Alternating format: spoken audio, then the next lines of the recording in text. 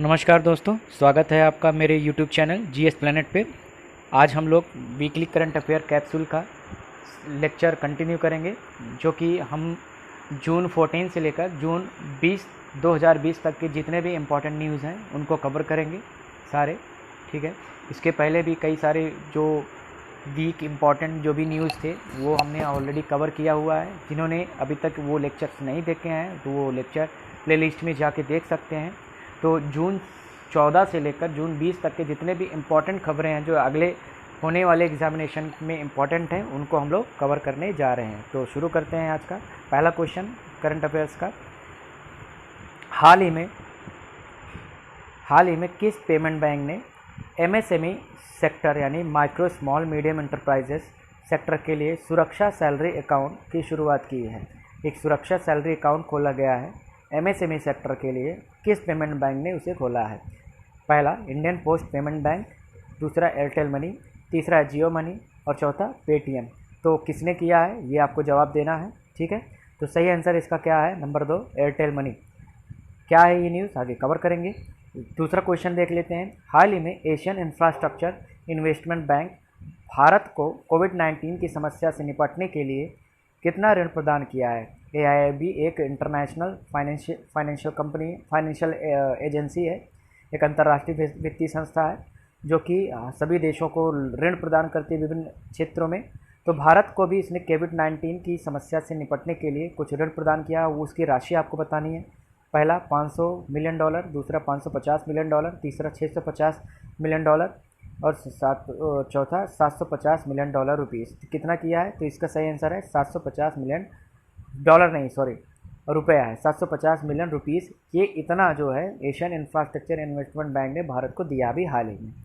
एक बार मैं आपको अगली वीडियो में मैं क्या करूँगा कि कोविड-19 समस्या से निपटने के लिए चाहे एडीबी ने कितना ऋण दिया है, वर्ल्ड बैंक ने कितना ऋण दिया, अमेरिका ने कितना दिया, जापान ने कितना दिया, तो ये सारा एक डेटा कंपाइल करके मैं आपको कल प्रोवाइड कर दूंगा। ठीक है, हाँ ये भी एग्ज़ाम में पूछे जाते हैं। तो दोनों न्यूज़ का बैकग्राउंड देख लेते हैं थोड़ा सा।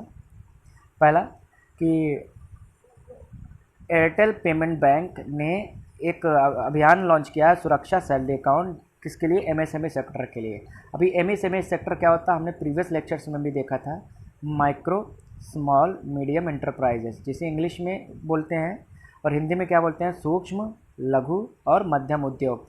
देखिए क्या होता है, जो उद्योग धंधे होते हैं, उद्योग का मतलब जो भी उत्पादन करने की जो इंडस्ट्री होती है उसके इन्वेस्टमेंट और टर्नओवर के लिमिटेशन के आधार पर ये सेक्टर को डिफाइन किया गया है। जैसे माइक्रो सेक्टर की अगर हम बात करें, इसका जो इन्वेस्टमेंट होता है वो लगभग कितना होता है?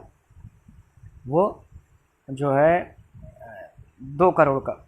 एक मिनट,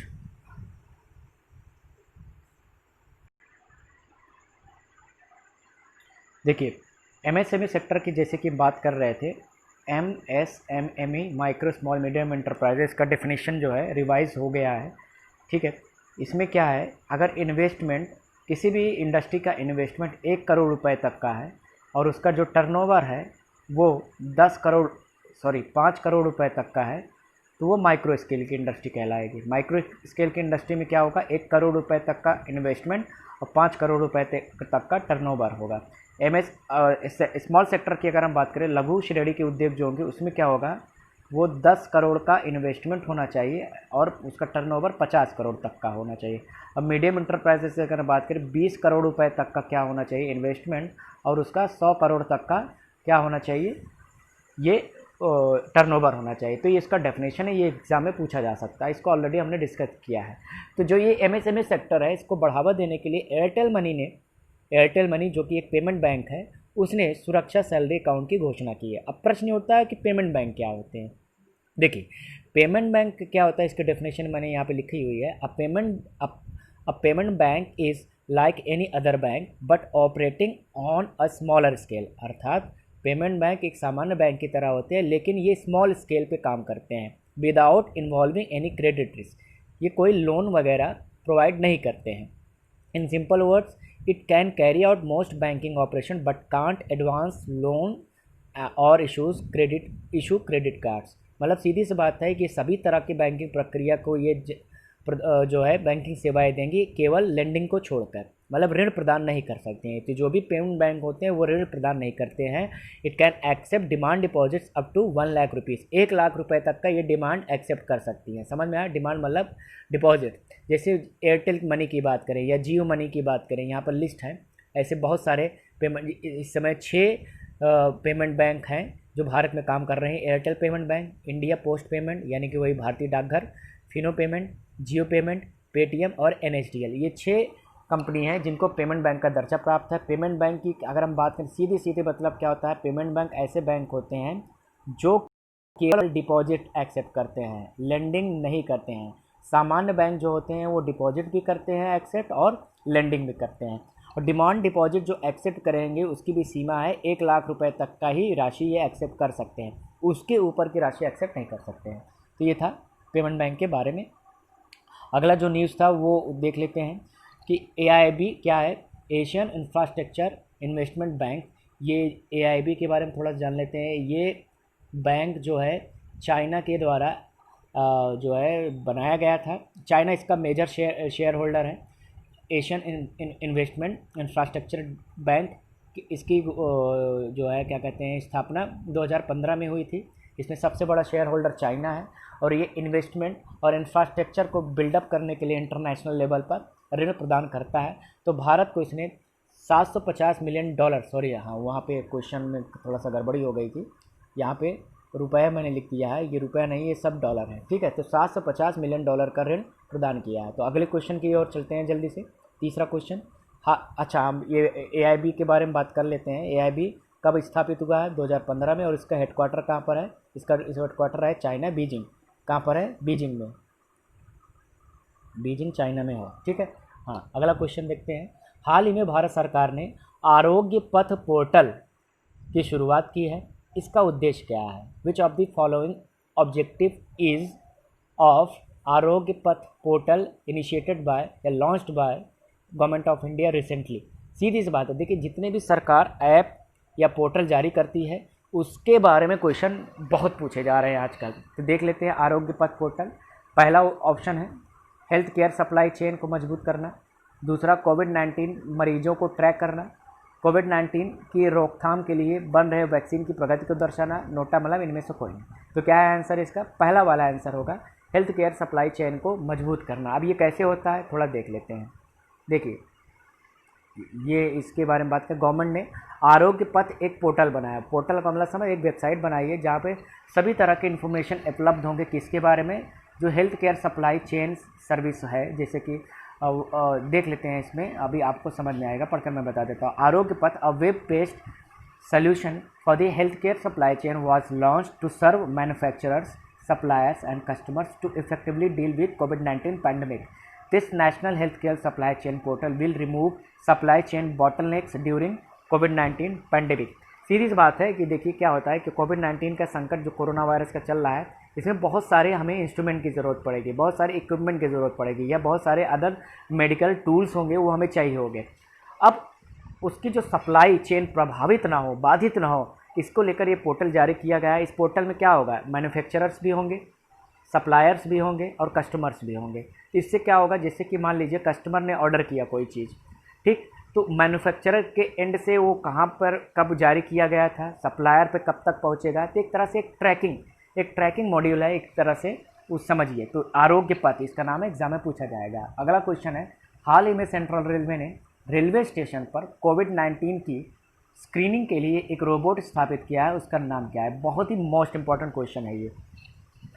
क्वेश्चन आंसर है कैप्टन भीम, कैप्टन कर्ण, कैप्टन अर्जुन, कैप्टन अभिमन्यु। तो क्या है ऑप्शन? ये बहुत चर्चा में रहा था, आप लोगों ने सुना होगा। तो सही आंसर इसका क्या है? तीसरा, थर्ड, कैप्टन अर्जुन। क्या है आगे देखते हैं। हाल ही में PM स्वनिधि योजना के क्रियान्वयन के लिए किस भारतीय संस्था को नामित किया गया है? एक योजना भारत सरकार ने अभी लॉन्च किया। थोड़ा सा PM स्वनिधि के बारे में बता देते हैं कि जो है भारत सरकार ने एक जो है योजना लॉन्च की है PM स्वनिधि के नाम से। इसमें क्या किया जा रहा है, जितने भी स्ट्रीट वेंडर्स हैं, यानी कि रेडी वाले हैं, पटरी वाले हैं, ठेला वाले हैं, जो फुटपाथ पे दुकान लगाते हैं, उनको ये बिना किसी सिक्योरिटी के 10,000 रुपये तक का ऋण प्रदान किया जाएगा, जिससे अगर उनकी जो बिज़नेस है प्रभावित हुई है इस लॉकडाउन के दौरान, तो वो फिर से अपना बिज़नेस स्टार्ट कर सकें और उसे बढ़ा सकें। तो इसे पीएम स्वनिधि योजना कहा जा रहा है। अब ये जो पीएम स्वनिधि, ये जो कैश क्रेडिट योजना है, इसके क्रियान्वयन के लिए, इसके इम्प्लीमेंटेशन के लिए किसी गवर्नमेंट बॉडी को जो है नॉमिनेट किया गया है, वो क्या है? क्या ये आरबीआई है? क्या ये सिडबी है? क्या ये नाबार्ड है? क्या ये एनएचबी है? आरबीआई मतलब reserve bank of India, SIDBI मतलब small industrial development bank of India, national bank for agriculture and rural development and national housing bank. तो सही आंसर इसका क्या है? सिडबी। क्या है न्यूज़ देख लेते हैं। पहले वाला न्यूज़ देखते हैं। सेंट्रल रेलवे, अगर आप लोग हमको ये बताइए कि जो सेंट्रल रेलवे है इसका हेडक्वार्टर कहाँ पे है, आपको बताना है। सोचिए थोड़ा सा वीडियो पॉज करके सोचिए कि सेंट्रल रेलवे, अगर आपको पता होना चाहिए, भारत के अंदर इस समय 18 रेलवे जोन है। हर एक रेलवे जोन का एक हेडक्वार्टर होता है, जो कि रेलवे के एग्ज़ाम में बहुत इंपॉर्टेंट है। वैसे भी एसएससी के एग्ज़ाम में भी पूछा जा सकता है। तो ऐसे ही 18 रेलवे जोन में सेंट्रल रेलवे एक जोन है, इसका हेडक्वार्टर कहाँ पर है? सीएसटी मुंबई। कहाँ पर है? CST Mumbai, Chhatrapati Shivaji terminal Mumbai. Clear है? हाँ। तो जो ये सेंट्रल रेलवे है, इसने, ये आप एक रोबोट देख रहे हैं, इस रोबोट का नाम है कैप्टन अर्जुन। इन्होंने इसे पुणे रेलवे स्टेशन पर प्लेस किया है और ये आने जाने वाले पेशेंट्स की क्या करेगा? स्क्रीनिंग करेगा, थर्मल स्क्रीनिंग करेगा। अगर उसमें किसी भी तरह की सस्पेक्ट नज़र आती है तो ये रिपोर्ट करके वो आगे की जानकारी प्रदान करेगा। तो ये अच्छा इनिशिएटिव है। ऐसा इसलिए किया गया ताकि कि अगर देखिए, रोबोट लगाने का फ़ायदा ये होगा कि अगर कोई कोविड-19 इन्फेक्टेड है तो उससे जो है, जो चेक करने वाला है, स्क्रीनिंग करने वाला, वो इससे बचा रहेगा, क्योंकि रोबोट में ये इन्फेक्शन नहीं आएगा। अगला जो न्यूज़ हमने देखा था पीएम स्वनिधि, उसके बारे में मैंने ऑलरेडी बता दिया था। इसको देखो क्या हो रहा है, 10,000 रुपये तक की राशि ये ऋण के रूप में दी जा रही है रेडी पटरी वाले लोगों को, स्ट्रीट वेंडर्स को। तो इसको इम्प्लीमेंट करने के लिए एक एजेंसी की ज़रूरत थी और small industrial development bank of India, इसको ये अथॉरिटी, इसकी जिम्मेदारी दी गई। यानी ये जो सिडबी है, यही इस 10,000 रुपये तक के जो लोन है इसको प्रदान करने के लिए एजेंसी होगी। क्लियर है? ये बैंकों को फंडिंग करेगी और बैंक उसे 10,000 रुपये के रूप में आगे फॉरवर्ड करेंगे, जो नीडी होगा, बेनिफिशियरी होगा। क्लियर है? सिडबी के बारे में आपसे पूछा जा सकता है। सिडबी का स्थापना कब हुआ था? 1990 में हुआ था और इसका हेडक्वार्टर कहाँ पर है? लखनऊ में। एग्जाम में पूछा जाएगा। क्लियर है? सिडबी का हेडक्वार्टर कहाँ पे? लखनऊ में। इसकी स्थापना कब हुई थी? 1990 में। अगले न्यूज़ की ओर चलते हैं। हाल ही में भारत को यूनाइटेड नेशन सिक्योरिटी काउंसिल में 2 वर्षों के कार्यकाल के लिए अस्थायी सदस्य के तौर पर चुना गया है। यह भारत का कौन सा कार्यकाल है? मतलब आपको टर्म बताना है ये कि भारत कौन से टर्म के लिए चुना गया है। क्या ये 5वां है, उसका 6ठा है, 7वां है या 8वां है? ठीक है, सही आंसर इसका क्या है? चौथा, 8वां। ठीक। अगला क्वेश्चन है, अगस्त 2021, इसी से मिलता जुलता है। अगस्त 2021 के कार्यकाल के लिए किस देश को यूनाइटेड नेशन सिक्योरिटी काउंसिल के अध्यक्ष के रूप में निर्वाचित किया गया है? Bharat, Brazil, Australia, Mexico. सही आंसर इसका क्या है? भारत। तो ये यूएनएससी क्या है, इसकी स्ट्रक्चर क्या है, काम क्या करती है, थोड़ा सा जान लेते हैं। सबसे पहले वो न्यूज़ को कवर कर लेते हैं, फिर यूएनएससी की सिचुएशन को समझते हैं। United non permanent member of UN security council with, देखो इंडिया, देखिए India elected non permanent member of UN security council with 184 out of 192 valid votes cast. देखिए क्या होता है, यूएनएससी की बात करें, यूनाइटेड नेशन सिक्योरिटी काउंसिल, संयुक्त राष्ट्र सुरक्षा परिषद, ये यूएन की एक एजेंसी, एक तरह का विंग है, ये उसका एक कंपोनेंट है। ठीक है, यूएन का एक भाग है। इसके परमानेंट मेंबर जो हैं वो 5 हैं, जिन्हें P5 कंट्रीज़ भी कहा जाता है, एग्जाम में पूछा जा सकता है। P5 ये न्यूक्लियर पावर कंट्री है, China, France, Russian federation, the UK and the United states of America. तो ये 5 देश इसके परमानेंट मेंबर्स हैं और इसका हेडक्वार्टर कहाँ पर है? New York, United states. अब होता क्या है यूएनएससी का ऑब्जेक्टिव क्या है? ऑब्जेक्टिव सीधी सी बात है कि पूरे दुनिया में पीस और सिक्योरिटी को मेंटेन करना, समझ में, सुरक्षा एवं शांति को मेंटेन करना है। तो अगर पूरे विश्व में किसी भी तरह से सुरक्षा या शांति को किसी तरह से संकट आ रहा है किसी भी वजह से, तो यूएनएससी एक्टिव होगी और उस केस में उसे उसकी आने वाली समस्याओं को दूर करने का प्रयास करेगी। तो इसमें 5 परमानेंट मेंबर हैं। परमानेंट मेंबर्स का मतलब होता है इनको पावर ज़्यादा दी गई है। और इसके अलावा क्या होता है, 10 नॉन परमानेंट मेंबर होते हैं। जो ये 10 नॉन परमानेंट मेंबर होते हैं, इनका समय समय पर चुनाव होता है 2 वर्षों के लिए। यानी एक बार जो देश चुना जाता है यहाँ पर, वो 2 वर्षों तक का कार्यकाल उसे मिलता है। उसके बाद फिर ये उसका जो जिम्मेदारी किसी और देश को ट्रांसफ़र कर दी जाती है। तो होता क्या है कि अलग अलग महाद्वीपों से अलग अलग देश वोट के माध्यम से चुने जाते हैं। तो कुल मिला के 15 सदस्य हो गए। कितने? यूएनएससी में कुल कितने सदस्य हो गए? 15, जिसमें 5 परमानेंट हो गए, ये बदलते नहीं हैं, ये स्थायी हैं। और 10 क्या होते हैं? नॉन परमानेंट है, यानी कि वो 2 साल के लिए होते हैं। तो भारत अभी 2021-2022 के कार्यकाल के लिए चुना गया है, यानी 2 वर्ष इसका कार्यकाल होगा। ये 8वीं बार है ऐसा चुना गया। पहली बार कब हुआ था? 1950 से 51, 67 68, 72 73, 77 78, 84 85, 91 92, 2011 12। तो ये ऐसा नहीं पहली बार हुआ है, ये पहले भी इसका मेंबर बन चुका है। इसके अलावा आयरलैंड, मैक्सिको, नॉर्वे भी यूएन सिक्योरिटी काउंसिल में भारत के साथ चुनाव जीतकर पहुंचे हैं। क्लियर है? तो 3 और भी मेंबर हैं। कौन? आयरलैंड, मैक्सिको और नॉर्वे, और इसे कीनिया भी है। ठीक है, तो कौन कौन से बता देते हैं। तो कौन कौन चुने गए हैं? वो 5 मेंबर जो सीट खाली हुए थे, इसमें केनिया है, आयरलैंड है, इंडिया है, ठीक है, मैक्सिको है, और क्या कहते हैं, नॉर्वे है। तो ये 5 देश अस्थायी रूप से चुने गए हैं। क्लियर है? हाँ। तो India will be united nation security council president. ये अगस्त 2021 का जो भी सुरक्षा परिषद की बैठक होगी उसकी अध्यक्षता भारत करेगा। ठीक।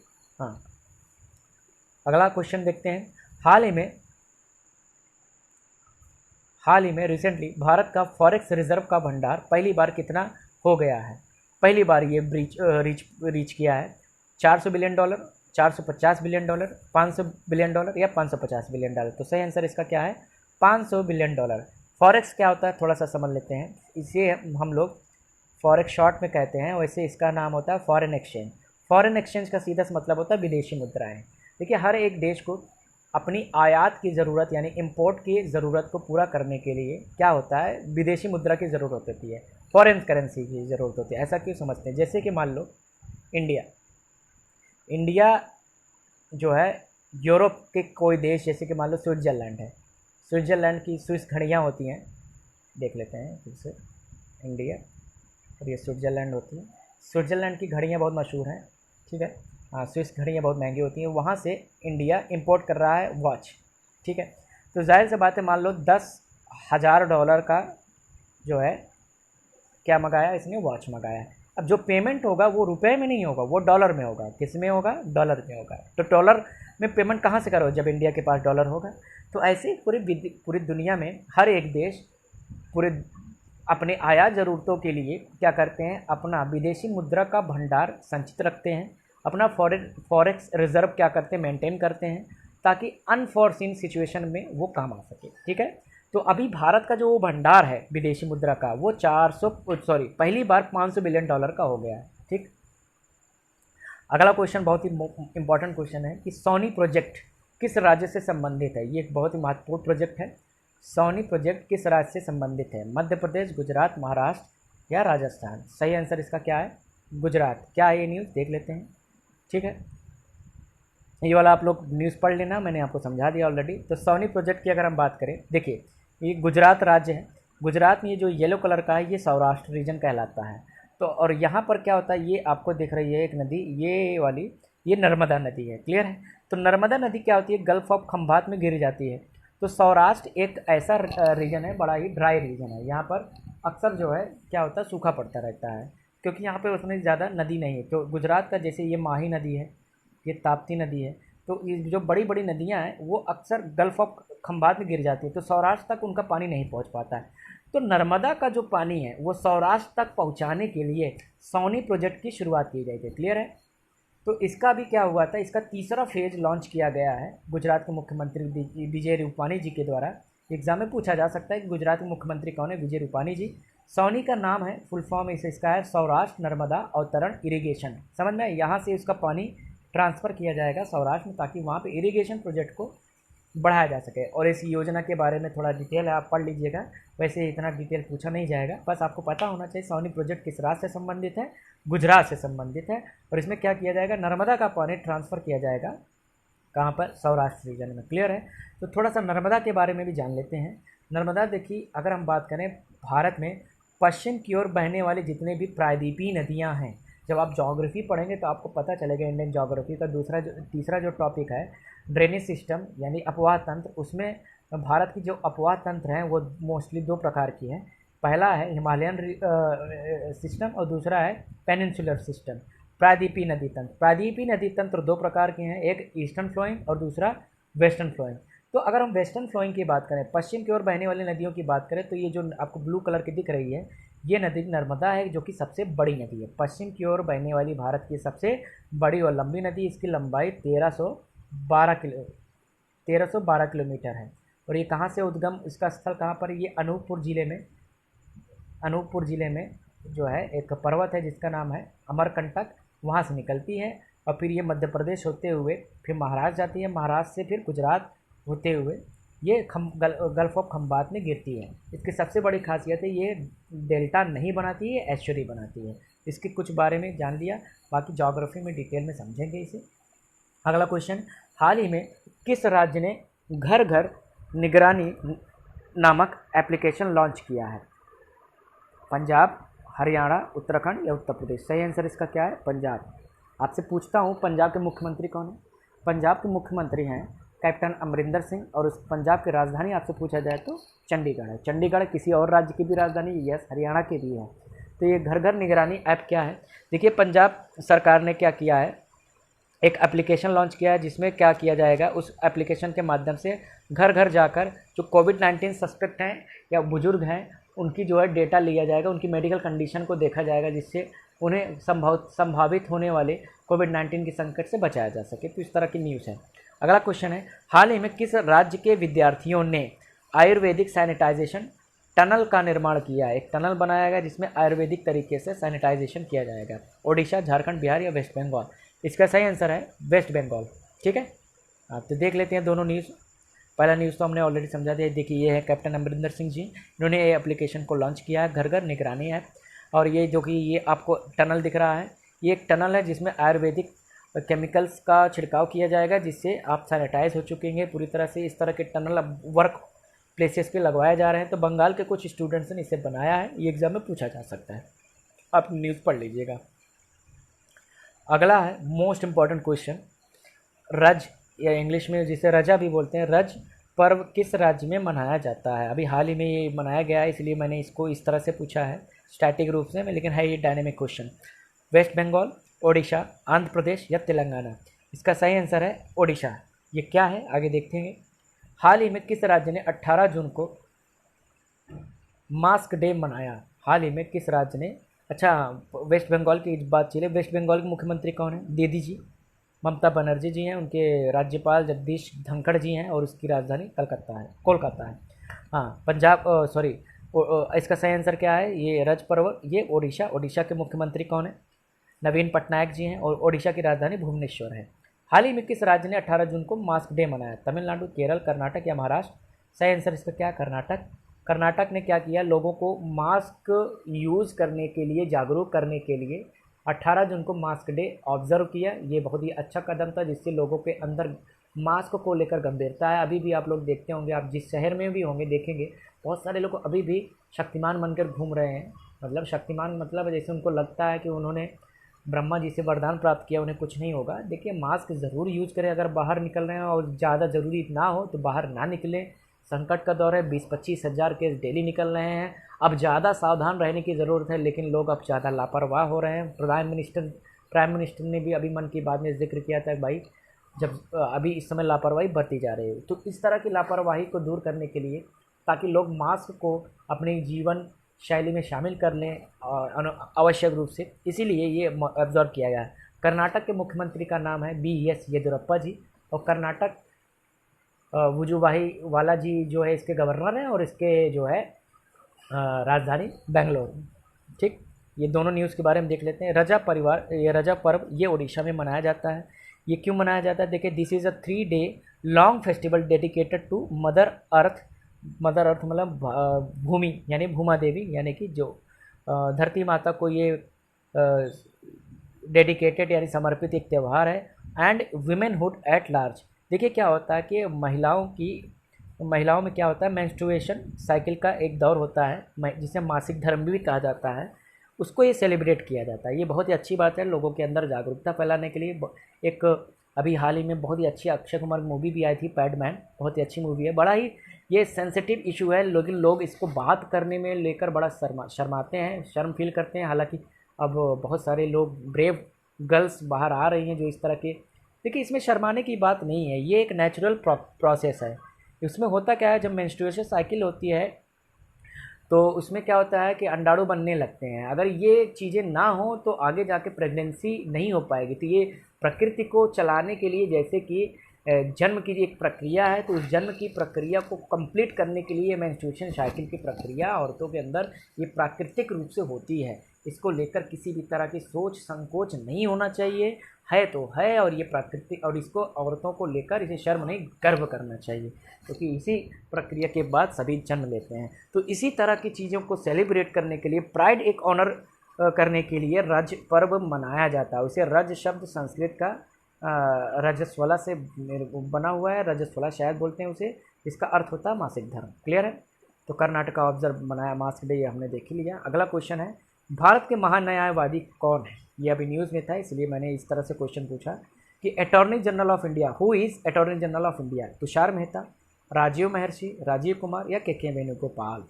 तो सही आंसर इसका के वेणुगोपाल है। तुषार मेहता क्या है? इस सॉलिसिटर जनरल है। राजीव महर्षि क्या है? ये CAG हैं। और राजीव कुमार क्या है? ये नीति आयोग के डिप्टी चेयरमैन हैं। ठीक, के वेणुगोपाल जी, ये इनकी तस्वीर है। ठीक है, हाँ, इनको क्या किया गया है, ये भारत के अटॉर्नी जनरल हैं। अटॉर्नी जनरल महान्यायवादी, और इनका 1 साल का टेन्योर बढ़ा दिया गया। अभी इनका टेन्योर ख़त्म हो रहा था 2020 में, और इसे इनका टेन्योर 1 साल के लिए बढ़ा दिया गया। तो ये एग्ज़ाम में पूछा जा सकता है। अब ये अटॉर्नी जनरल होता क्या है, इसके बारे में थोड़ा जान लेते हैं। ये एक संवैधानिक पद है, महान्यायवादी पद। महान्यायवादी, इनकी नियुक्ति राष्ट्रपति के द्वारा की जाती है, और इनका उल्लेख आर्टिकल 76 में है। संविधान के आर्टिकल 76 में महान्यायवादी का उल्लेख है। इनका जो पद होता है वो राष्ट्रपति के प्रसाद पर्यंत होता है, during the pleasure of president होता है। मतलब क्या समझते हैं, देखिए पहले ये होता क्या है ये समझ लेते हैं। देखो, जो AGI होता है, अटॉर्नी जनरल ऑफ इंडिया, एक तरह से सीधे आम शब्द में बोलूँ तो ये भारत सरकार का वकील होता है। He is an advocate of central government. अब जैसे क्या होता है, किसी भी राज्य का जो हाई कोर्ट है या सुप्रीम कोर्ट है, अगर मामला केंद्र सरकार का पहुंचा है, मतलब केंद्र सरकार किसी भी केस में एक पार्टी है, तो केंद्र सरकार का पक्ष रखने के लिए अटॉर्नी जनरल ऑफ इंडिया ही जाता है। अगर वो ना हो तब सॉलिसिटर जनरल जाते हैं। क्लियर है? वो इनके असिस्टेंट होते हैं एक तरह से। तो अटॉर्नी जनरल ऑफ इंडिया का काम क्या है? भारत सरकार का पक्ष रखना किसी भी न्यायालय में भारत के। समझ में आ रहा है? हाँ, तो ये कॉन्स्टिट्यूशनल पोस्ट है। इनका कार्यकाल फिक्स नहीं होता, कार्यकाल इनका राष्ट्रपति के प्रसाद पर्यंत है। राष्ट्रपति के प्रसाद पर्यंत का मतलब होता है जब तक राष्ट्रपति चाहेंगे तब तक ये पद पर बने रहेंगे। ये 15वें जो है अटॉर्नी जनरल ऑफ इंडिया हैं, एग्जाम में पूछा जा सकता है। इसके अलावा कुछ बातें हैं इनके, आर्टिकल 76 और आर्टिकल 78 में इनके बारे में बात की गई है। ठीक है, the attorney general of India is the highest law officer. ये सबसे बड़ा कानूनी अधिकारी होता है देश का। He is responsible to assist the government in all its legal matters. हमने आपको बताया ऑलरेडी। अगला क्वेश्चन है, हाल ही में किस फिल्म अभिनेता को बिहार खादी का ब्रांड एम्बेसडर बनाया गया है? मनोज वाजपेयी जी, पंकज त्रिपाठी जी, संजय मिश्रा जी, विकी कौशल जी। ये जो चारों एक्टर्स के मैंने नाम दिए, ये महान एक्टर हैं, one of the greatest actors of Bollywood हैं, और मेरे फेवरेट हैं, इसमें सभी मेरे फेवरेट हैं। तो इसके आंसर है पंकज त्रिपाठी। पंकज त्रिपाठी जी जो मिर्ज़ापुर में कालीन भैया बने थे और गैंग्स ऑफ वासेपुर में सुल्तान बने थे। इन्होंने ज़बरदस्त एक्टिंग, या फुकरे में इन्होंने पंडित जी बने थे। तो बहुत सारे ये फिल्मों में यादगार इन्होंने अभिनय किया है। स्त्री में भी इन्होंने एक महत्वपूर्ण रोल प्ले किया था। बहुत ही बेहतरीन एक्टर, इनके बारे में भी देखेंगे। 2019 के अंकटाड के रिपोर्ट के अनुसार सर्वाधिक FDI प्राप्त करने वाले देशों में भारत की रैंकिंग क्या है? 5th, 7th, 9th या 10th? सही आंसर इसका क्या है? 9th। दोनों न्यूज़ का डिटेल देख लेते हैं। देखिए, ये हैं पंकज त्रिपाठी जी, ये बिहार के ही हैं।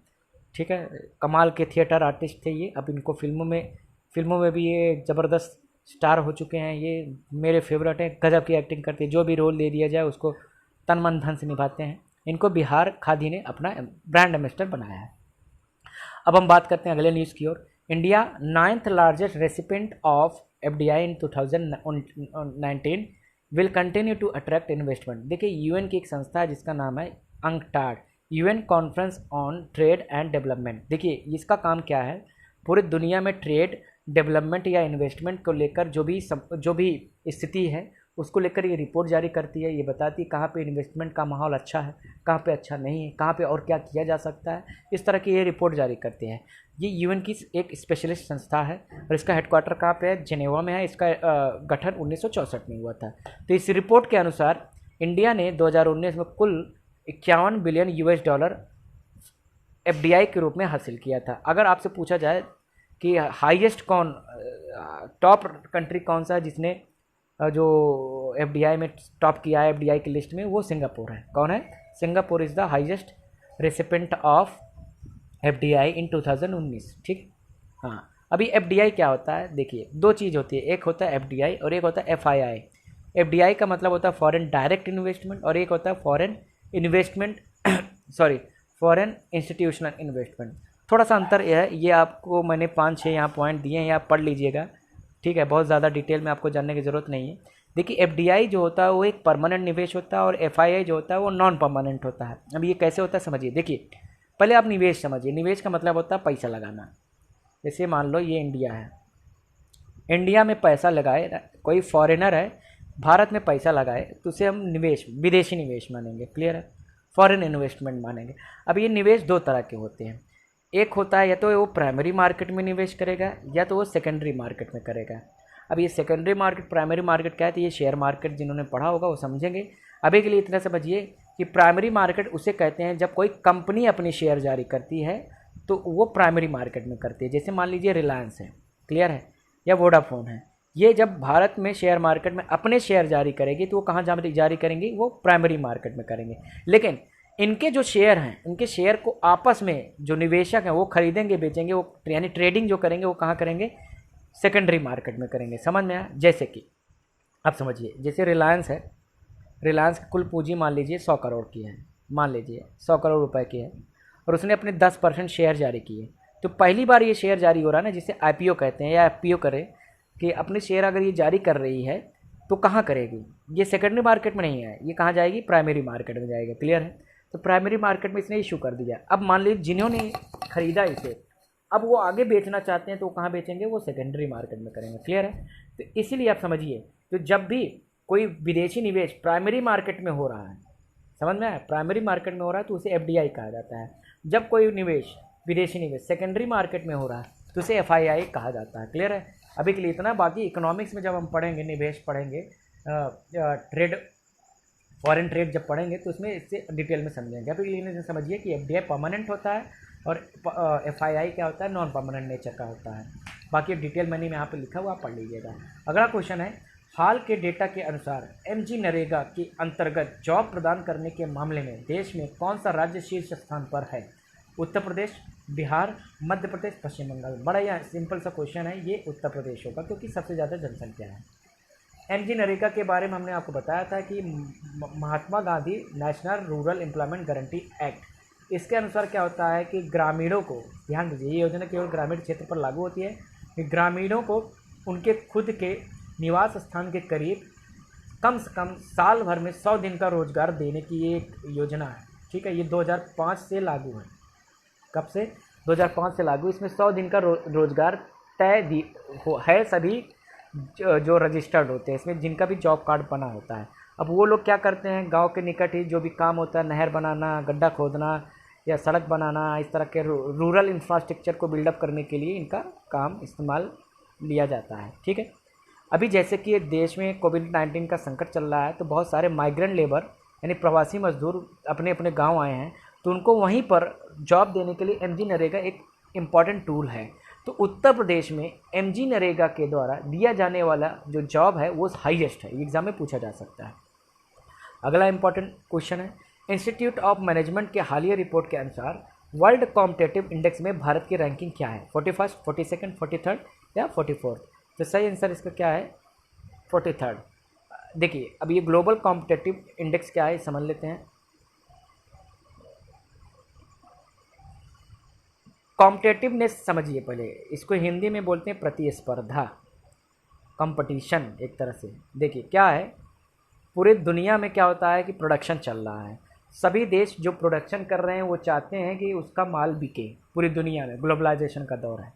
तो ये जब कंपटीशन हो रहा है तो वो कंपटीशन फेयर हो, क्या हो, फेयर कंपटीशन होना चाहिए। अब ऐसा नहीं है कि जानबूझ के आप किसी भी, आप समझ रहे हैं ना, इलीगल तरीके से आप काम करें, वो ना, फेयर कंपटीशन हो। तो हर एक देश में एक कॉम्पिटिटिव इन्वायरमेंट होना चाहिए। तो जो देश के अंदर कॉम्पिटिटिव इन्वायरमेंट होगा तो उतना ही बेहतर प्रोडक्ट का निर्माण होगा और कंज्यूमर को उतना ही फ़ायदा होगा। समझ में आ रहा है? तो पूरी दुनिया में प्रतिस्पर्धा का आकलन करने के लिए एक एजेंसी है जो काम करती है, जिसका नाम है institute management of development, IMD। इसके रिपोर्ट के अनुसार दुनिया में जो सबसे जो है, India rank 43rd on IMD world competitive index. समझ में आ रहा है? हाँ, उस पर जो रिपोर्ट बनाई, इसमें भारत का पोजीशन 43वां। क्लियर है? टॉप किसने किया है? टॉप किया है सिंगापुर ने। किसने किया है? सिंगापुर जो है कॉम्पिटिटिवनेस इंडेक्स में हाईएस्ट पे है। क्लियर है?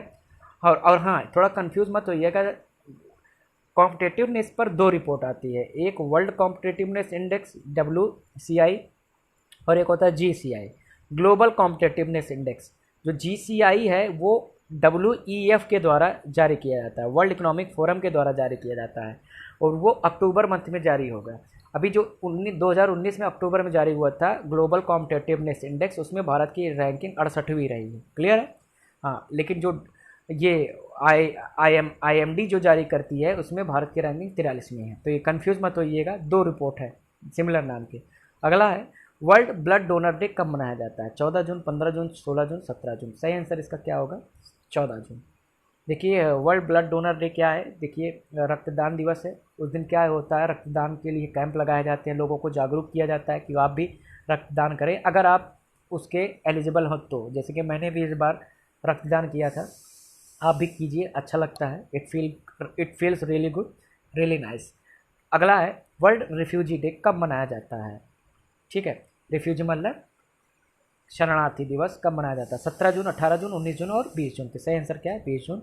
इसकी डिटेल्स आप पढ़ लीजिएगा, कुछ बहुत ज़्यादा नहीं है। ठीक है, तो इस तरह से आज के इम्पॉर्टेंट हमने 20 न्यूज़ जो पिछले 14 जून से लेकर 20 जून तक का है। थोड़ा लेट हो गया है ये वीडियो, थोड़ा सा एक हफ्ते में बिजी था, इसलिए माफ़ी चाहूँगा कि वीडियो अपलोड नहीं कर पाया। लेकिन अब 20 जून से लेकर 27 जून का भी वो बनाना है, वो आपको बहुत जल्द आपको वो वीडियो भी मिल जाएगा। फिर हिस्ट्री पॉलिटी के भी लेक्चर कंटिन्यू होंगे।